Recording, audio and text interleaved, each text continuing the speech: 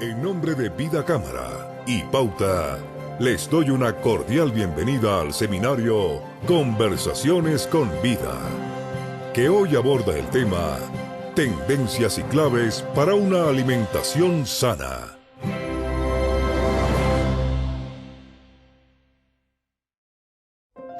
9 de la mañana en punto, y aquí desde pauta.cl les doy la bienvenida a otra mañana de conversación. Estar con Vida Cámara es siempre una buena noticia y se preocupa además de fomentar el bienestar de sus clientes. Así es que disfruta de Conversaciones con Vida y recuerda que sus seguros son digitales, simples y sostenibles. Vida Cámara, compañía de seguros colectivos de salud y vida de la Cámara Chilena de la Construcción. Visita www.vidacámara.cl y cotiza con nosotros. Bien, son las 9:01 de este día martes 25 de agosto y ya estamos listos y dispuestos aquí en pauta.cl para entablar una nueva conversación con esos temas contingentes, esos temas que importan, como digo yo, y lo que nos convoca hoy es el tema de la alimentación, de la nutrición, así como lo hemos hecho llamar en estas conversaciones con Vida, tendencias y claves para una alimentación sana. Me acompañan esta mañana Catalina Flores, nutrióloga de la Clínica Las Condes, y también Samuel Durán, doctor en nutrición, director del Magíster de Nutrición en Salud Pública de la Universidad San Sebastián.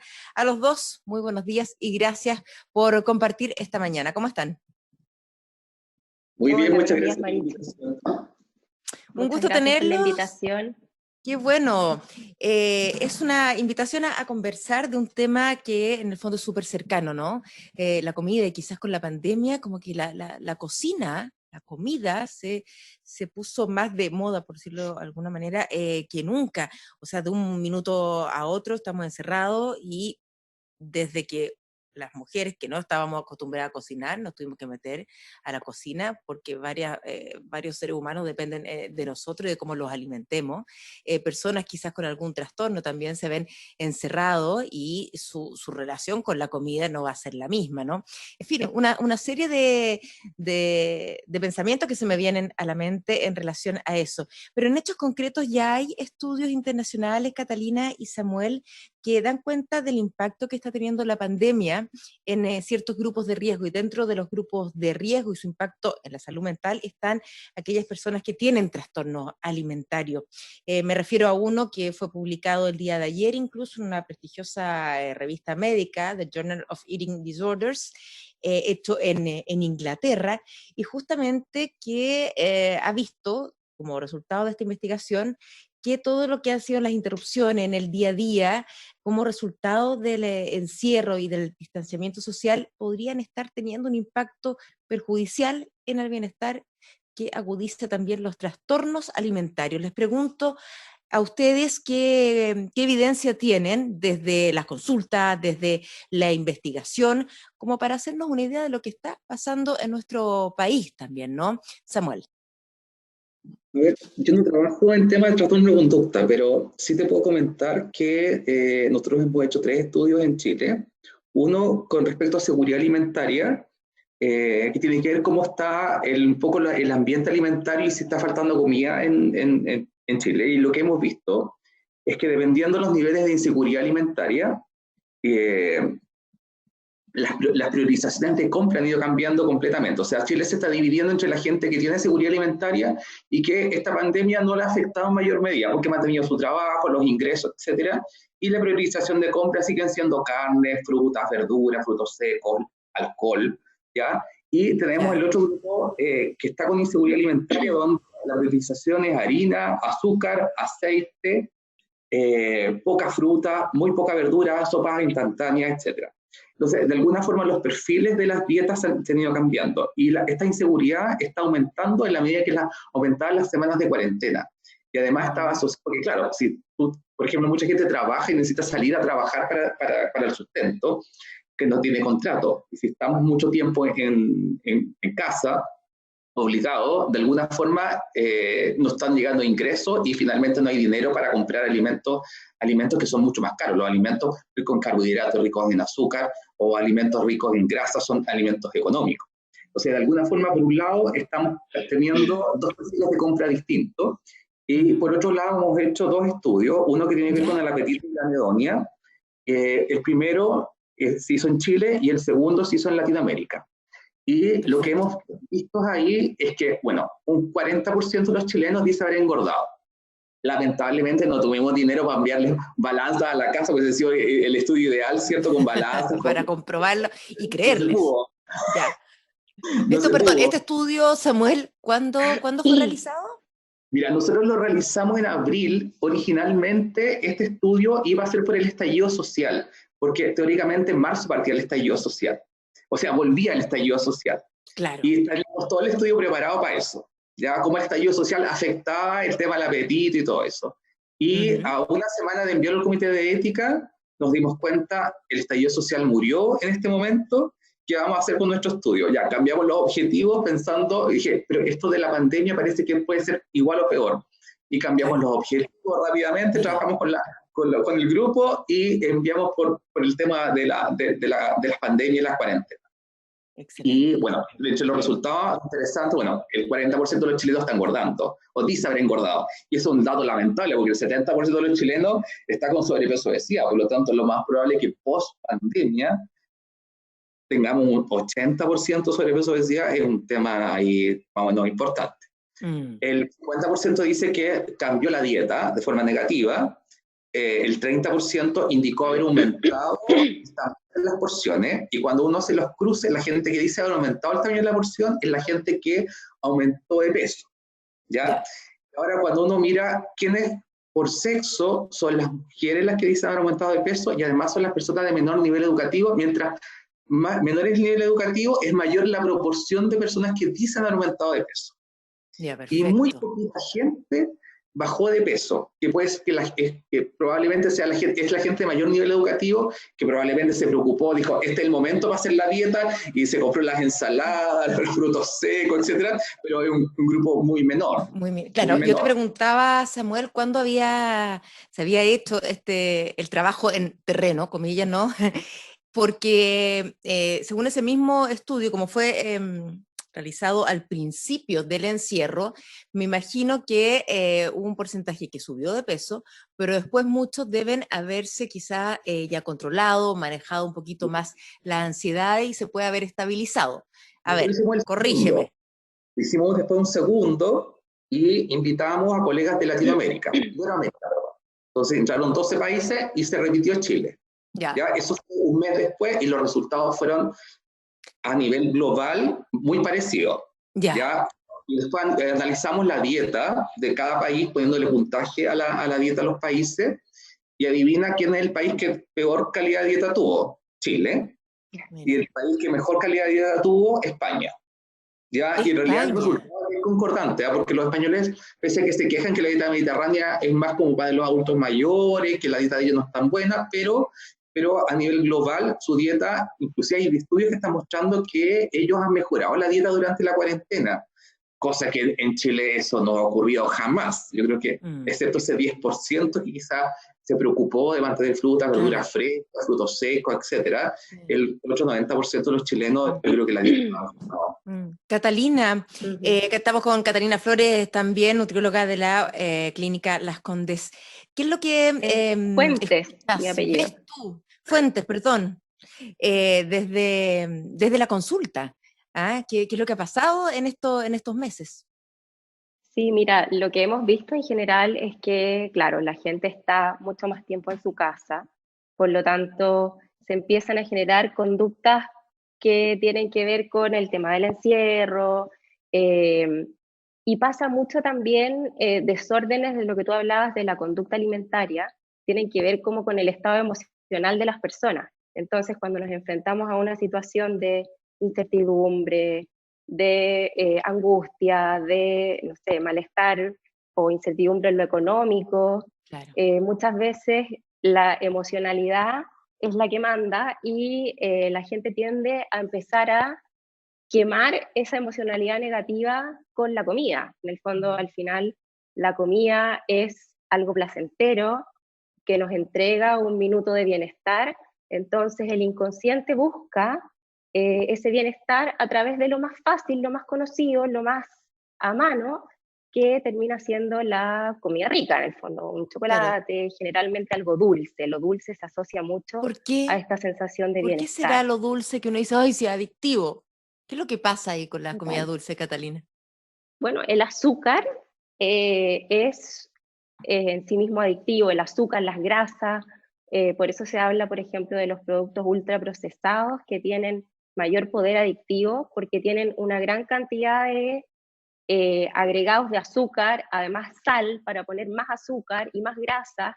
Entonces, eso finalmente es lo que se va haciendo adictivo, o lo que va haciendo que uno busque comerlo con más frecuencia, Claro. mayores cantidades, se superan los mecanismos de saciedad que tiene el organismo. En el fondo, el organismo tiene un nivel de control sobre el apetito y la saciedad, pero estos productos ultraprocesados son capaces de sobrepasar los Ah, mecanismos que mira, nosotros tenemos de adaptación.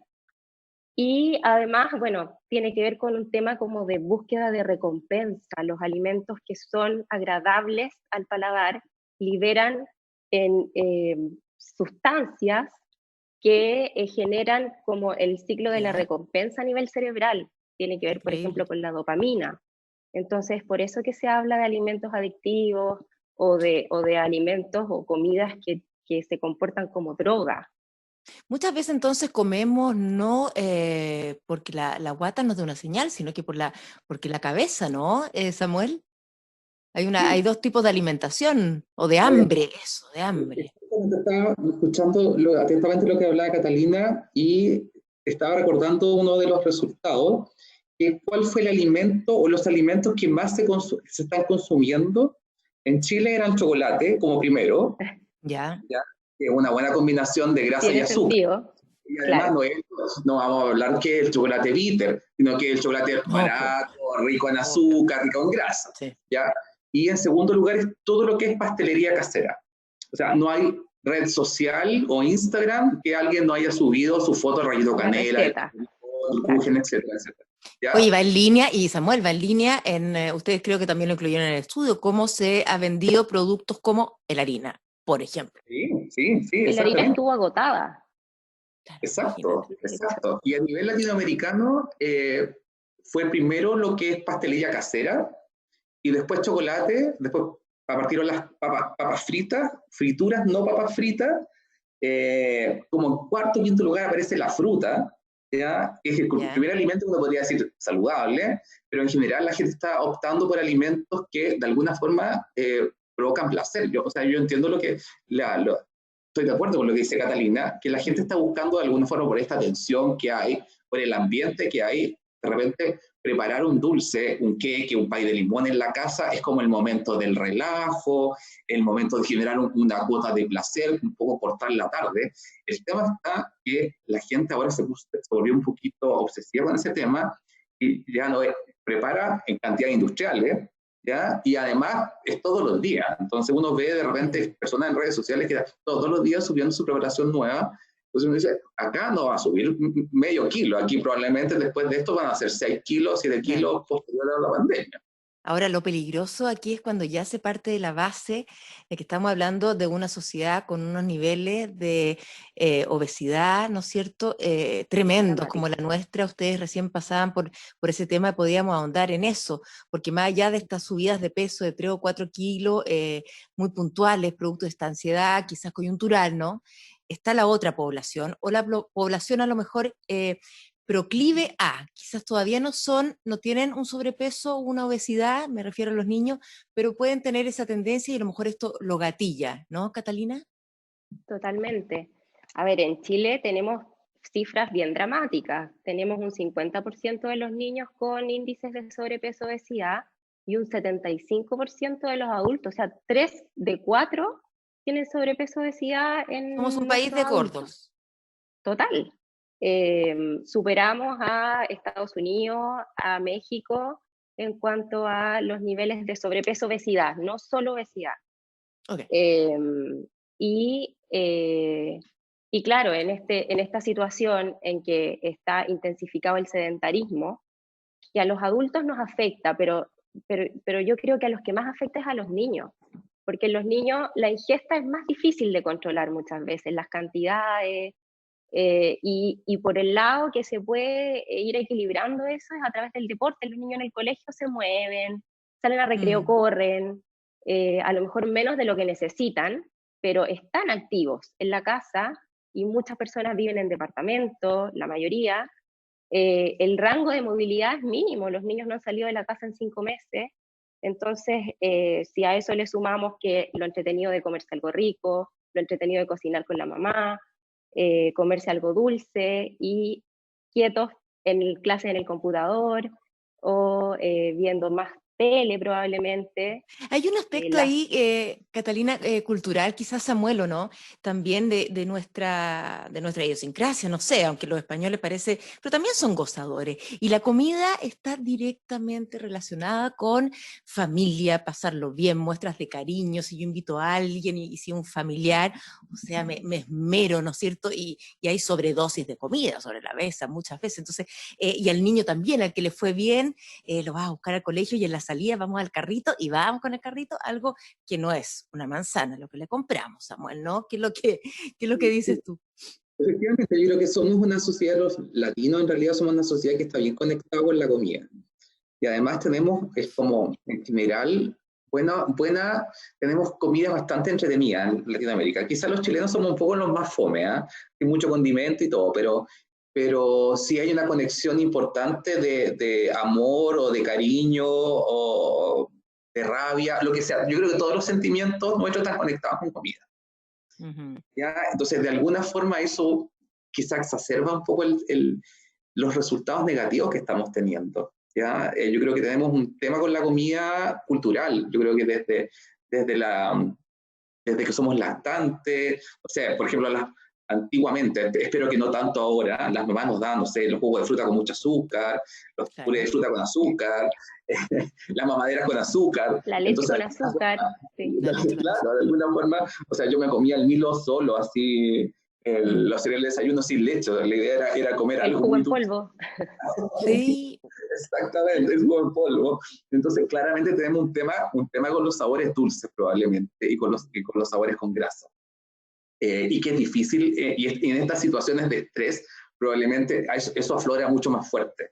Claro. ¿Ya? Entonces, probablemente las generaciones, las más nuevitas, que estaban teniendo quizá ambientes un poquito mejores, con todo esto fue un retroceso importante, porque finalmente a pequeños niños estamos entregando grandes cantidades de azúcar y estamos quizás vamos a generar todo un tema con esta generación pequeña. Volviendo a la cultura también, antes, no ahora, ustedes me corrigen por favor, Catalina, esto de que un niñito sano no es un niño flaco. ¿Ah? Hoy día Claro. quizás sí, un niño que, está bien, pero antes no era Pero así. claro, hay un cambio, o sea, ahora recién yo creo que en algunos, sobre todo en estratos socioeconómicos más altos sobre todo, se asocia ya la obesidad a enfermedad, pero en estratos socioeconómicos más bajos ese cambio cultural todavía no se está dando tan evidentemente. Y eso pasa mucho porque Chile igual está en una etapa de transición nutricional todavía. Nosotros venimos saliendo hace no muchos años de una epidemia de desnutrición. O sea, en los años 50, en los años 30, el principal problema nutricional que teníamos era la desnutrición, altas tasas de mortalidad. Entonces, obviamente que se generó todo un tema cultural con respecto a que el niñito que estaba sanito, rosadito, era el gordito. Y rápidamente pasamos a tener índices elevadísimos de obesidad. Entonces, es esperable que este cambio como de mentalidad lleve un retraso respecto a la condición epidemiológica nutricional en la que estamos actualmente. Todavía tenemos esa creencia o inconscientemente asociamos al niño más gordito a lo mejor, o en muchos hogares pasa que se ve más sanito, que está más bonito, más cachetoncito. Claro. Mira, qué Eso. interesante, qué interesante. Samuel, también, el niño, a ver, bien directo, un niño que empieza desde muy chico a comer dulces, ¿no? La cosa dulce, la cosa dulce. ¿Eso puede, o cuán ligado está a las probabilidades de que un poquitito más grande se transforme en una persona adulta o adolescente ya con sobrepeso o obesidad? ¿Y por qué pasa eso? Lo que pasa es que nosotros durante el primer año de vida, bueno, el sabor dulce es un sabor que está dentro de nuestra genética, ¿eh? No es que el sabor dulce sea malo, la leche materna es dulce, ¿ya? Claro, unas más que otras, ¿no? Sí, pues. Y además de eso, cuando, por ejemplo, piensa en el inicio de la humanidad, cuando llegaban, no sé, de Asia a América, tuvieron que empezar a comer nuevos alimentos. ¿Cómo sabían ellos si esa fruta X era comestible o no era comestible? Por el sabor dulce. Una fruta amarga inmediatamente puede ser tóxica. ¿Ya? En cambio, la fruta es comestible. Uno no tiene ese problema, uno va al supermercado y todo lo que está ahí es comestible. Uno no hace esa prueba sensorial, uno no tiene el riesgo de que se va a morir. ¿Ya? Pero el sabor dulce de alguna forma es un sabor que nos entrega y nos da información que es algo nutritivo. ¿Ya? Perfecto, claro. El tema está que esa adherencia al sabor dulce, que está durante ese primer año de vida, uno puede aumentar la adherencia al sabor dulce o bajar la adherencia al sabor dulce dependiendo de la exposición. Entonces, si por el primer año de vida, por ejemplo, está el bebé con lactancia materna exclusiva, después viene la incorporación de la primera comida, y después incorporaciones, por ejemplo, fruta de postre sin añadido, sin azúcar, sin nada, probablemente ese niño va a tener una adherencia al dulce menor que un niño que está con mamadera, que le enchufan azúcar, que a los postres le dan azúcar, que de postre le dan un yogur, los yogures son súper dulces. Entonces, claramente probablemente ese niño va a tener una adherencia al sabor dulce muy alta. Perfecto. O sea, ¿el cuerpo después de ese niño le va a pedir esa cantidad de azúcar? Va a estar acostumbrado a umbrales de dulzor más altos. Yo creo que uno ha pasado, por ejemplo, uno va a otro país y encuentra el yogur, por ejemplo, en otros países más desabridos, o los postres más desabridos. Nosotros estamos a umbrales dulces muy altos. Sí. En Chile los alimentos son más dulces que en otros países. O sea, lo mismo que decía Samuel, yo también he escuchado, por ejemplo, personas que vienen de otros países a Chile y se toman acá la misma Coca-Cola que en su país de origen, y acá es más dulce. O sea, el chileno tiene un umbral de dulzor un poco mayor. Somos más dulceros. Y también tiene que ver, bueno, la cantidad de edulcorantes que se usan acá en Chile también es mucho mayor que en otros países porque necesitamos endulzar mucho más. Y bueno, y ahora con todo este cambio, los sellos y qué sé yo, se tienden a bajar las cantidades de azúcar, pero somos unos grandes consumidores de endulzantes. Hay gente que le echa 30 gotas al café. Claro. Ahora, bueno, tú justo hablaste, Catalina, y nos podemos ir también por esa línea que tiene que ver con cómo el país se ha ido haciendo cargo, y es verdad que hemos avanzado harto, ¿no es cierto? Está Elige Vivir Sano, que ya como institución, podríamos decir casi, y elaborando políticas de Estado importantes, directos a la gente, un mensaje súper claro.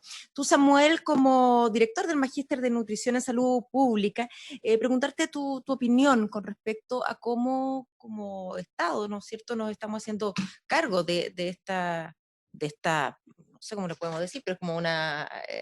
epidemia de la obesidad. Epidemia, eso. A ver, yo creo que el Estado se ha hecho cargo, pero muy en parte, porque finalmente, aunque muchas veces la gente diga lo contrario, comer saludable es más caro. Ya en Chile se ha evaluado ese tema y es más caro. O sea, el 40% de los chilenos, 40% no es capaz de llegar a las guías, a poder comprar las guías alimentarias chilenas. ¿Ya? Entonces partamos de esa base. ¿Ya? Y además la obesidad y sobrepeso se encuentra en mayor proporción en personas de menor nivel socioeconómico, ya que tienen menos acceso a frutas, verduras, legumbres, etc. Entonces, de alguna forma el mensaje me parece correcto, pero falta, por ejemplo, mayor subvención a alimentos saludables, falta, creo yo, impuesto a alimentos no saludables, porque la gente deja de comprar ciertas comidas cuando ya son muy caras. ¿Ya? Y la comida chatarra en Chile todavía es muy barata. O sea, de repente es mucho más barato comprar comida chatarra que comprar legumbres. La gente ve las legumbres a veces muy caras. Ve el pescado muy caro. Entonces, además tenemos ese tema. Y creo yo que también tenemos que pensar en qué vamos a hacer con el campo. nosotros no hemos, esta pandemia de alguna forma nos ha desnudado porque nosotros somos una potencia alimentaria, pero estamos trabajando en exportar salmón, en exportar vino, en exportar alimentos, frutas, Cerezas. ya, alimentos de muy buena calidad, pero que van a mercados de elite. Pero no nos estamos preocupando del autoabastecimiento. O sea, ya nosotros no producimos fruta, no producimos legumbres. Por ejemplo, las legumbres que uno compra en los mercados son canadienses, son argentinas, y tuvimos un Mira. desabastecimiento de legumbre importante. Chile tuvo que comprar gran cantidad de legumbre a Canadá. Bueno, teníamos. Entonces, de alguna forma hay que reforzar al campesino para empezar a mirar qué pasa con nuestra alimentación, o sea, hablar de soberanía alimentaria, porque yo creo que no vamos a lograr mejorar la alimentación mientras no haya cambios radicales, pero desde el punto de vista del Estado. Yeah. Porque muchas veces las personas comen A o B porque no les queda otra. O sea, uno puede llegar y elegir porque el presupuesto te da para elegir esto o elegir esto otro, pero las personas de menos recursos no tienen la opción de elegir. Catalina, ¿qué te parece a ti la política de los sellos según los resultados que el mismo INTA, ¿no?, de la Universidad de Chile presentan? Ha bajado bastante así todo, a pesar Sí. de la foto que le estamos sacando al país, el consumo de azúcares, que ha tenido un impacto, quizás en los niños más también, es tan gráfico y son los que aprenden fácilmente, ¿no? Sí, de todas maneras. O sea, a ver, falta mucho y las cifras todavía son brutales, pero se están haciendo cosas y se están haciendo cosas que han dado resultados.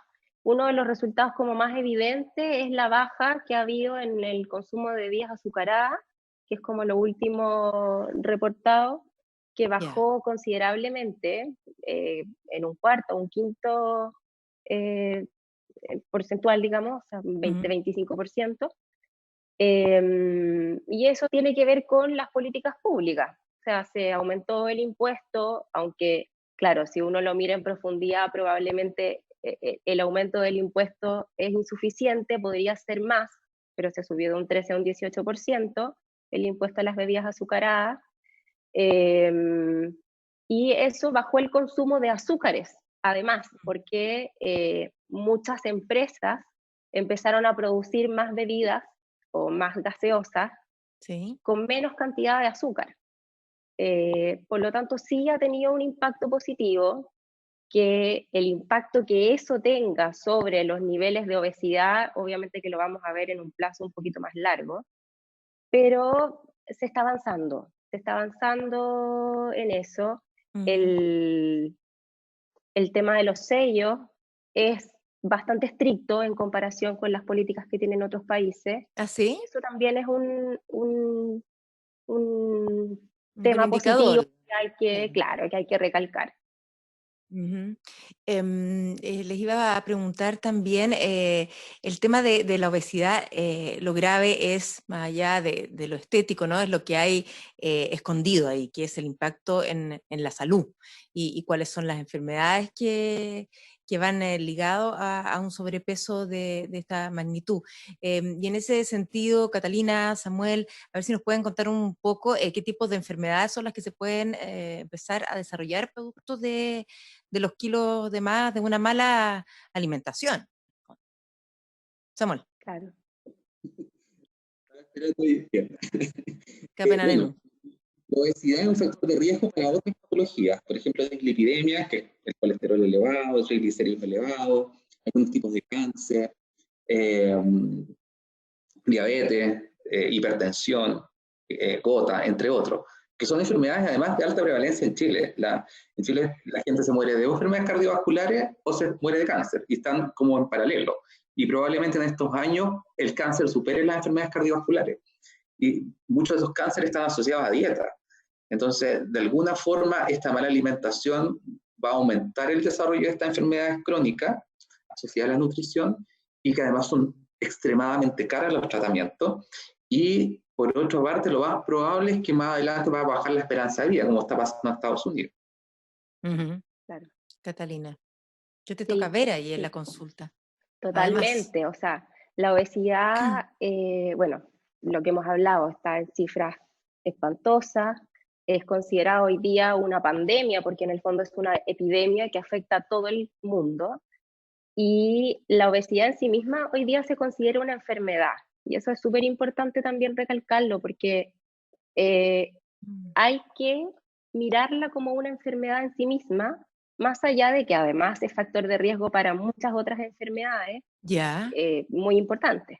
Pero la obesidad en sí misma requiere como un manejo, un tratamiento, hay múltiples factores que la desencadenan, y bueno, y al mismo tiempo obviamente es riesgo de otras enfermedades como la diabetes, la hipertensión, colesterol alto, enfermedad cardiovascular, varios tipos de cáncer, como decía Samuel. Y Pero considerarla como una enfermedad propiamente tal. Y ese ha sido sí, quizá el cambio de considerarla como... paradigma en el último tiempo, del cual ustedes como profesionales, como nutriólogos, se deben hacer cargo también en el tratamiento y abordarlo de una manera interdisciplinaria. Sí, totalmente. O sea, la obesidad, como decía, como alteración del IMC, como se define, ya pasa a ser una enfermedad. Y eso también tiene un punto que ver con cómo los sistemas de salud se hacen cargo de esos tratamientos. O sea, eso, el considerarlo una enfermedad tiene mucho que ver con eso, con el acceso al tratamiento de la obesidad en sí misma como enfermedad, no como factor de riesgo para otras enfermedades o como eventualmente el mejorar la obesidad va a mejorar otras enfermedades, sino que En sí enfocarse mismo. directamente en la obesidad como enfermedad. Ujú. Eso es súper relevante. ¿Y el sistema de salud, Catalina, se ha ido acomodando a No esto? todavía. No, la verdad es Ya. que actualmente la cobertura en tratamientos de obesidad no existe Mínimo. en Chile todavía. De hecho, claro, en tratamientos para obesidad muchas veces quedan fuera de todo lo que son los seguros complementarios, Claro, porque las coberturas aclaremos de que ISAPRE. estos tratamientos no son para bajar de peso, o sea, son tratamientos para la obesidad, estamos hablando de algo mucho más complejo. No, no es una cosa estética que yo voy a ir al doctor porque quiero bajar de peso 3, 4, 5 kilos, 10, Claro, porque es viene el que ese es verano. el cambio conceptual que hay que hacer. La obesidad Claro. se entiende como una decisión, como una opción, Mira, qué más interesante es.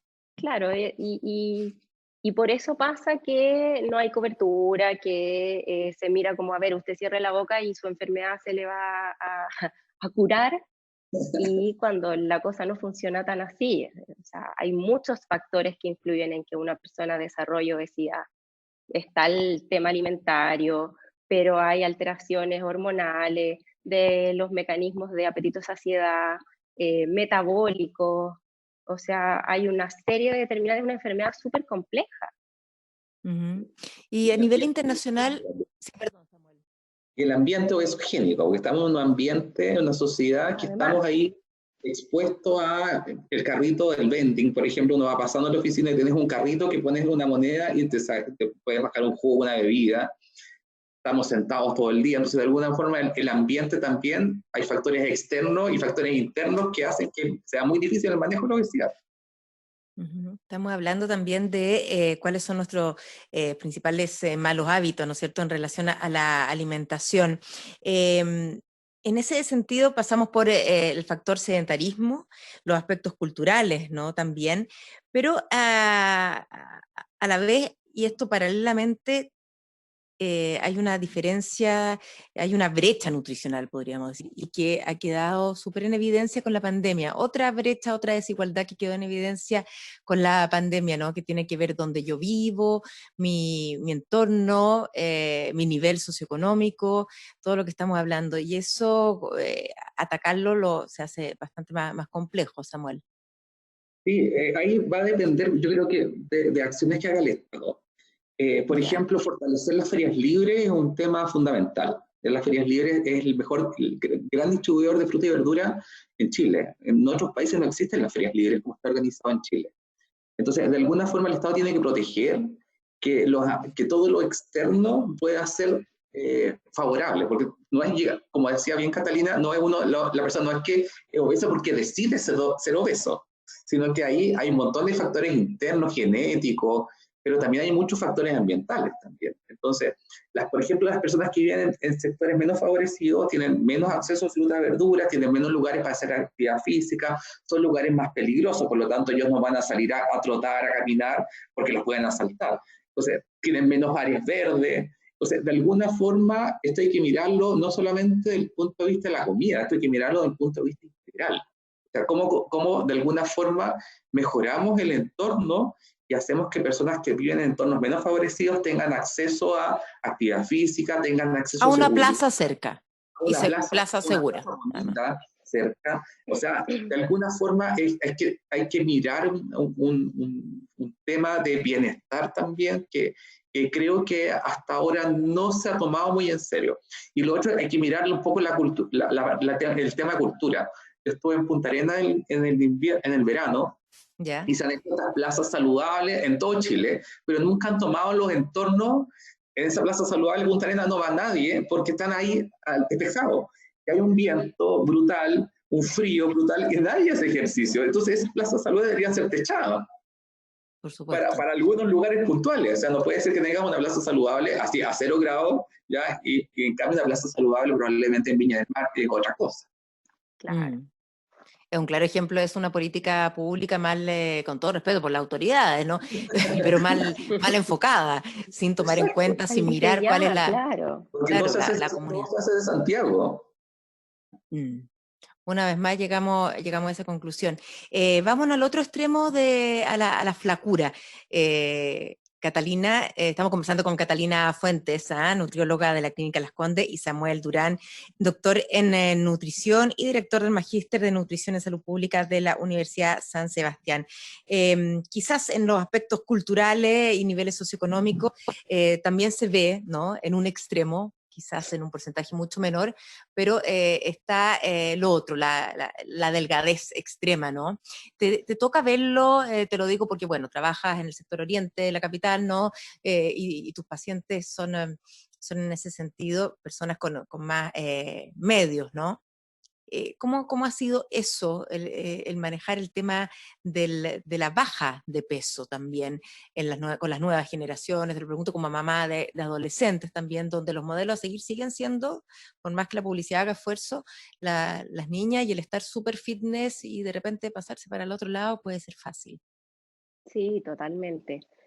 Eso, bueno, hay que hacer un manejo súper delicado, sobre todo, como decías tú, con los adolescentes, que son etapas críticas de la vida en donde es mucho más fácil, hay más inseguridad, todavía no hay una clara definición de la identidad, entonces es mucho más fácil caer en estos trastornos de la conducta alimentaria, en sentirse más aceptado siendo más delgado porque se asocia a algo más estético en el fondo. Claro. Y en los estratos socioeconómicos más elevados pasa eso con mucho más frecuencia. O sea, la persona más aceptada, más buena moza, más atractiva, es la más delgada, más fit, que hace deporte, que sé yo, que está toda marcada, y todavía, a pesar de que debiera haber quedado súper atrás, está inserto el tema, por ejemplo, de la cintura 60 centímetros, que yo creo que es una cosa que debiéramos sacarnos de la cabeza, Una locura. porque es súper irreal. O sea, seguimos patrones que son súper irreales. Miramos referentes que no son sanos y apuntamos a ser como esos referentes que en el fondo no tenemos que asociar con salud. Y tan Entonces, claro, arraigado que ahí está eso, en un sector de la muchísimo. población chilena. ¿A qué corresponderá, Yo creo que tiene Samuel? mucho que ver con, perdón, Sí. No, Catalina, sí. con el marketing, con la publicidad. Esto es un tema que yo creo que nosotros nos hemos ganado de lo que vemos. Lo que vemos, y lo que vemos lo vemos en la televisión, lo vemos en los afiches. Claro, ahora últimamente ya se tiene un poco más de conciencia y se intenta sacar un poco ese concepto, pero todavía está muy presente. Uno mira una modelo de cualquier tienda de ropa interior, de traje de baño, y en realidad son formas de cuerpo que no se condicen con el promedio del cuerpo de una persona sana, normal, chilena o de cualquier parte, en el fondo. Ujú. Samuel, ¿No? que asiente ahí muy, Es un muy tema bien mateamente. interesante porque de alguna forma la publicidad, los adolescentes no se dan cuenta que detrás de una publicidad hay mucho Photoshop, o sea, inclusive a modelos famosas le hacen Photoshop para que se vea más cintura, para que se vea el cuello más largo, las piernas más largas. Entonces, ya que son cuerpos que no son una modelo, pues, claramente es un cuerpo muy particular y de alguna forma exacerban ciertas características, piernas más largas, cuellos más largos. Finalmente, en la vida real, cualquier persona normal que se siente va a quedar un rollito habitual. O sea, por muy delgado que sea, por muy fit, cualquier persona que se siente se le ve un pequeño rollo. Pero el Photoshop va eliminando todos esos detalles y después el adolescente se sienta y ve lo único que Aspira a ve. una perfección. Claro, ve las imperfecciones y no se dan cuenta que detrás de eso hay toda una industria que de alguna forma está tomando ese tema. Pero también ahora se está generando como el otro tema de esta, como, no sé si la palabra es la correcta, pero esta como también que la gordura ya puede ser también una cosa ultra mega aceptada y ahí también me genera como esos dos puntos me generan un poco ruido, ¿ya? Porque yo entiendo que uno tiene que aceptar su cuerpo y creo que uno tiene que, si quiere partir, tiene que aceptar desde la base para hacer cambio. Pero también cuando la moda también está imponiendo cuerpos no saludables, ya no estoy diciendo una modelo ¿cómo se llama? Una modelo de talla más grande, porque a veces puede ser una modelo de talla más grande, de alguna forma representa un cuerpo normal, ¿ya? Sí. Porque ahora la talla grande es un cuerpo normal, pero a veces lo que se está mostrando es francamente obesidad. Ahí también me genera un poco de ruido si estamos apuntando a modelos correctos. ¿Qué crees tú, Catalina? Sí, es difícil llegar a un equilibrio en eso, porque en el fondo la tendencia social hoy día va dirigida a la aceptación. Aceptación, no sé, pues de género, de cuerpos distintos, todo lo que es el ser heterogéneo y el aceptar un abanico de posibilidades en todos los aspectos. Entonces, claro, ahí muchas veces se pueden dar como patrones que son un poco, no sé si equivocados, pero viendo a normalizar situaciones que, en el ejemplo de esto del peso, no debieran asociarse a normalidad. O sea, uno no puede ver como normalidad un cuerpo de una persona con obesidad. Pero sí, obviamente que tenemos que salir de ese estereotipo de la persona muy delgada, prácticamente desnutrida, que no tiene un porcentaje de grasa saludable. Entonces, ese punto central de equilibrio es muy difícil de encontrar, además pensando en que estamos hablando de lo que la sociedad, que es algo grande, digamos, va a considerar normal. O sea, no es una persona, es todo cómo la sociedad va a ver un cuerpo normal. Es Claro. difícil de instalar. Ahora, ese y la concepto. sociedad se proyecta también adentro de las casas, puertas adentro, con los modelos que siguen los niños y los adolescentes, que muchas veces, y te debe quizás tocar, Catalina, con mamás que son súper autoexigentes con el cuerpo, ¿no? Y con la nutrición, como que se obsesionan, y de paso vamos dañando a nuestros hijos. Sí, totalmente. Además que, claro, las mamás de adolescentes de ahora son mamás que vienen probablemente de la época donde había mayor influencia de estos cuerpos ultra delgados. Claro. Entonces, esas mamás tienen súper metido el estereotipo de la perfección y la salud asociado a la mujer muy, muy delgada. Y a veces son las mismas mamás las que intentan inculcar eso en las hijas o les critican que estén un poquito pasaditas o rellenitas, porque para ellas eso no se asocia a belleza ni a salud. Es un tema bien difícil de manejar. Bueno, los trastornos de la conducta alimentaria son muy heredables, entre comillas, mamá e hija, porque tienen mucho que ver que una niña desarrolle un trastorno de la conducta alimentaria con el comportamiento alimentario de su madre.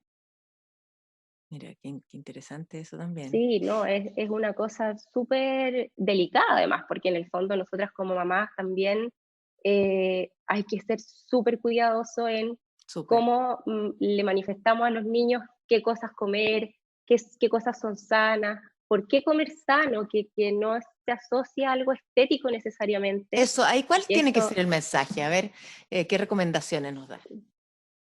lo que a mí me parece más criterioso es tratar de dar el mensaje de salud. O sea, yo cuando le hablo a mis hijos de la alimentación, yo no veo niños, yo no soy pediatra, pero yo les hablo desde la salud. O sea, esto es saludable, esto te hace bien, si tú No, esto comes engorda, esto no mucho, engorda, no. que es lo que Yo no le no nosotros. intento no hablarles de esto engorda Eso. y asociar el engordar con algo negativo, porque eso siento que puede generar mucho riesgo de que desarrollen un trastorno de la conducta alimentaria. Además, obviamente que un niño, hijo de alguien que trabaja en nutrición, Claro. puede estar un poquito más expuesto y puede ser un poquito más de riesgo, porque es un tema que está súper instalado en la casa. Entonces, yo evito hacer juicios de valor con respecto al sobrepeso con mis niños y hablo siempre desde la salud. Y Ya. lo otro es tratar de enfatizar en el deporte, lo que comentábamos antes. O sea, en los niños, una manera muy trascendental de lograr ese equilibrio es que se muevan, es que se muevan. A veces uno no le puede negar un dulce, un chocolate a un niño chico, se lo va a comer igual. Mm. eh, pero bueno, se mueve más, que juegue más, que corra más, que haga deporte, tratar de siempre estar dándole el valor positivo a que se metan en algún deporte en el colegio, que participen, no sé, pues que no se eximan de educación física, Claro. como muchas veces pasa, Mm. y, y bueno, y que ellos mismos aprendan ahora con el tema de los sellos qué alimentos son saludables, qué alimentos tienen que fijarse, qué alimentos tienen que moderar las cantidades. eh, Eso, en el fondo como a equilibrar y a pensar en su salud en el largo plazo. Yo Mm. creo que esa es Por la ahí manera va. como Pero de importante el intentar mensaje, enfocarlo. ¿ah? Es súper importante la forma también, no solamente el fondo, Samuel. Sí, yo creo que de alguna forma las familias tienen que ser modelos para poner patrones de alimentación saludable.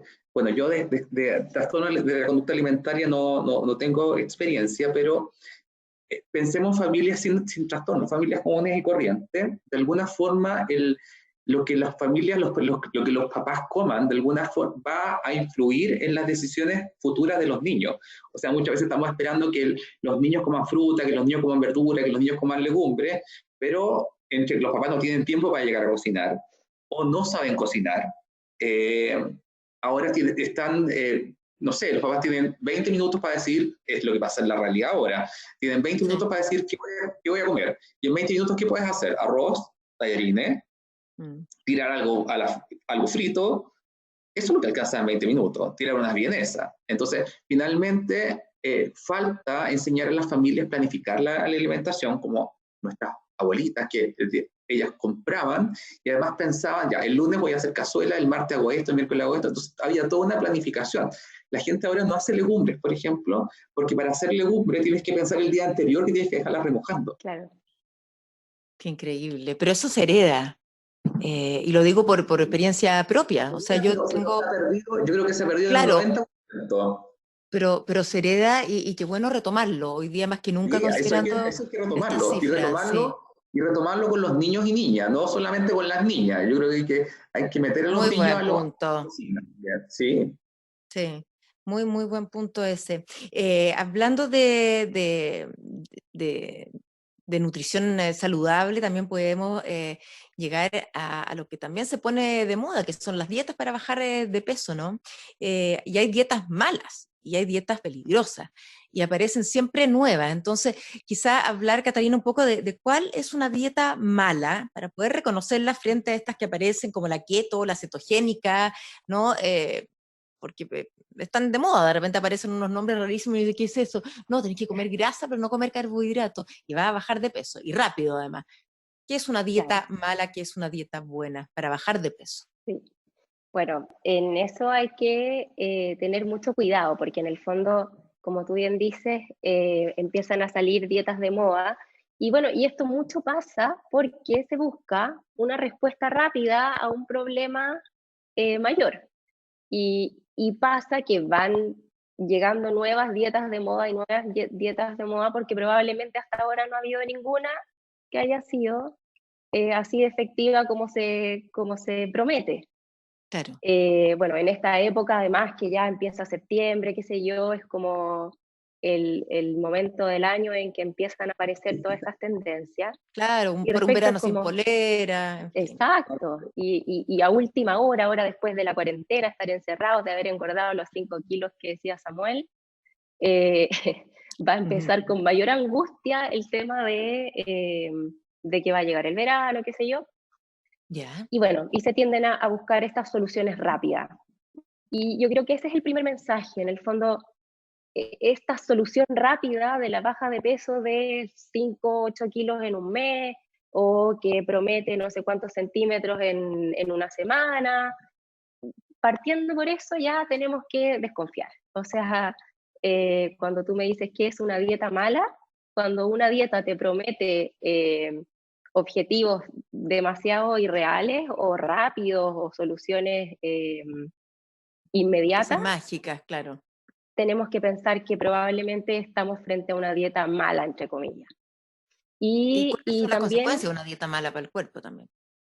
claro, porque no todas las dietas son para todas las personas. Es decir, puede haber personas que se beneficien eventualmente de la restricción de cierto tipo de macronutrientes, de bajar las cantidades de grasa o de bajar las cantidades de carbohidratos en la dieta, pero no es para toda la población.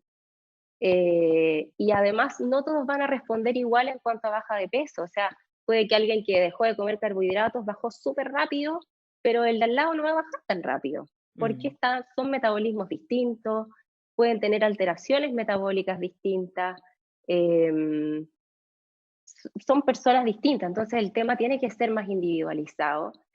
Y cuando hacemos una restricción importante, tanto de la cantidad como de la calidad de los nutrientes en la dieta, ¿Ya? siempre hay que tener ojo.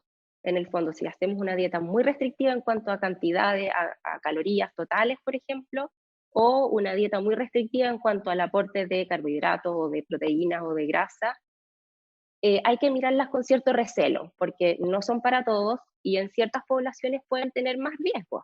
¿Ya? Una dieta muy alta en proteínas puede tener riesgos, por ejemplo, de afectar la función del riñón.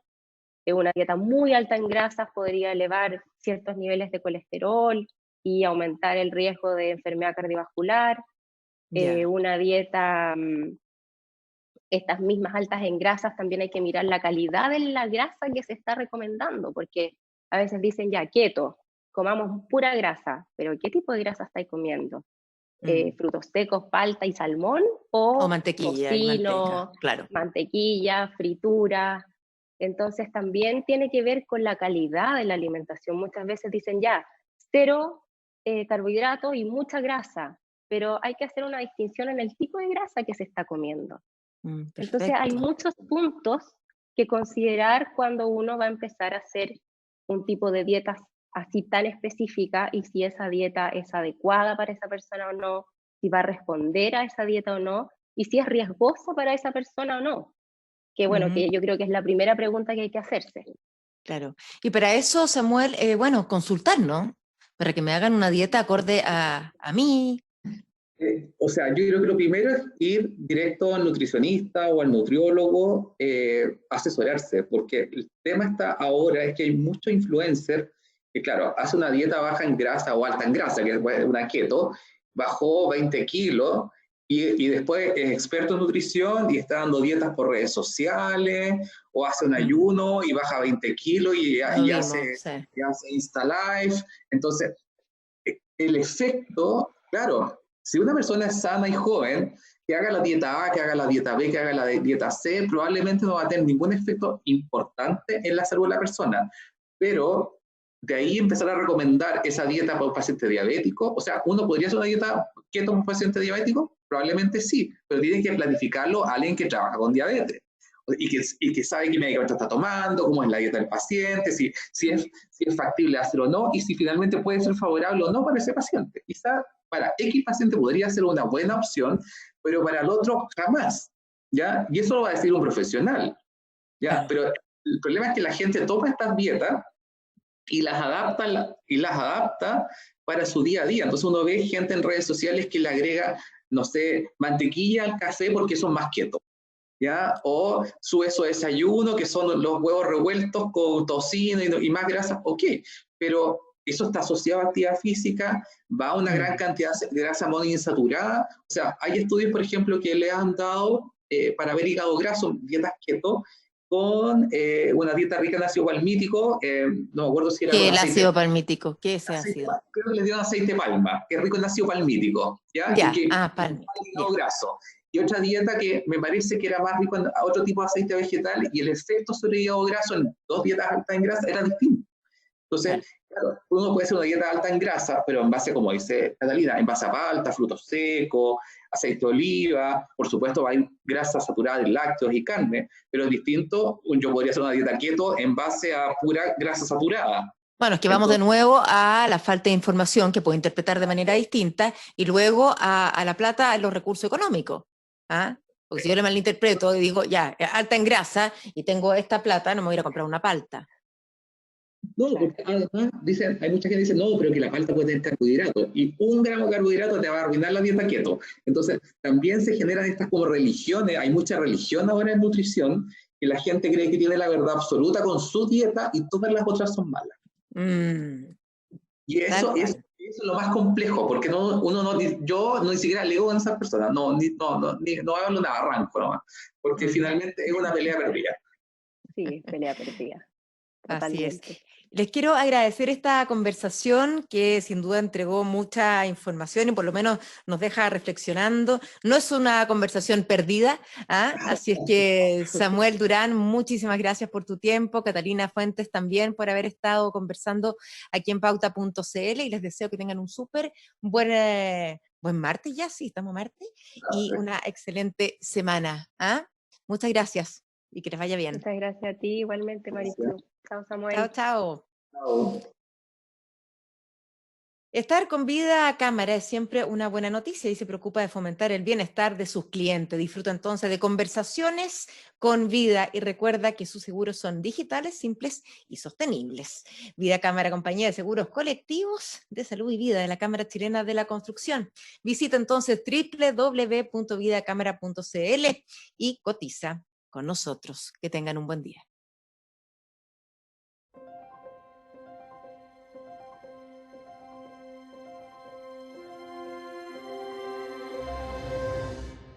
Esta fue una nueva edición de Conversaciones con Vida. Agradecemos sinceramente su presencia y los dejamos invitados a nuestro próximo encuentro.